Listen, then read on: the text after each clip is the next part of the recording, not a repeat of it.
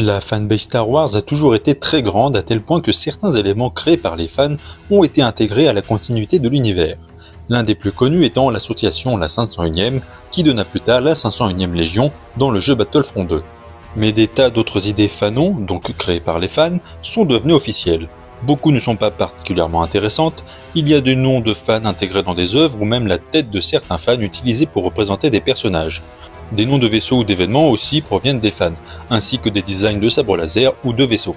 Certaines créations originales des fans ont aussi été repris, comme des éléments de fan-film, des fan-art et même des théories comme celle selon laquelle le masque de Grievous aurait été en possession de Thrawn plus tard, ce qui fut fortement suggéré dans un média officiel. Une autre théorie fut pendant longtemps considérée par certains comme vraie, beaucoup croyaient que Palpatine s'appelait Kos Palpatine, venant de son prénom original Kos Dashit dans les premiers scripts des films. On sait maintenant qu'il s'appelle Sheev, mais l'idée fut gardée et Kos Palpatine devint Kosinga Palpatine, le père de Palpatine dans Dark Plagueis. Une appellation est aussi utilisée par les fans, le Force Kick. C'est une blague en référence à l'épisode 6, lorsque Boba Fett fonce dans le Sarlacc. On voit un plan où Mark Hamill met un faux coup de pied à un autre comédien de manière très mal faite. Certains se moquent gentiment en disant que c'est un pouvoir de Jedi spécial utilisé par les plus grands Jedi, mais ce fut officialisé dans le jeu The Old Republic, donc oui, ça c'est reconnu comme un pouvoir de la Force. Une histoire par contre beaucoup plus triste, c'est celle du droïde R2-KT, prononcé R2-KT.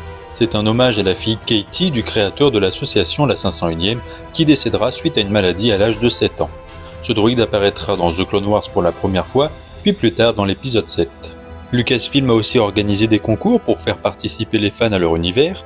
Les fans purent créer des idées pour des jeux de rôle et même choisir la couleur du droïde R4-G9 dans la revanche des Sith. Ils eurent aussi le choix quant à l'apparition de l'un de ces trois Jedi dans la mini-série Clone Wars de 2003.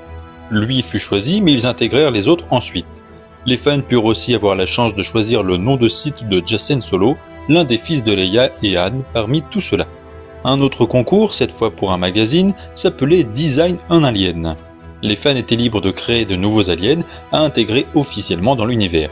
Et parmi eux, on retrouve les Isalriens, accompagnés d'une histoire, celle du maître de Yoda, Nkata Del Gormo. Et le dernier contenu venant des fans, c'est un élément que j'utilise dans la plupart de mes vidéos. C'est la datation de la bataille de Yavin. Ce fut utilisé par les fans depuis pratiquement le début de Star Wars, prenant l'an 0 comme la destruction de l'étoile de la mort.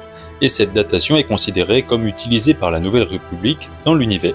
Voilà, je n'ai pas tout cité, il y en a beaucoup qui ne sont pas très intéressantes, mais j'espère que ça vous a quand même plu et si c'est le cas, n'hésitez pas à vous abonner à ma chaîne YouTube Curlon et que la force soit avec vous.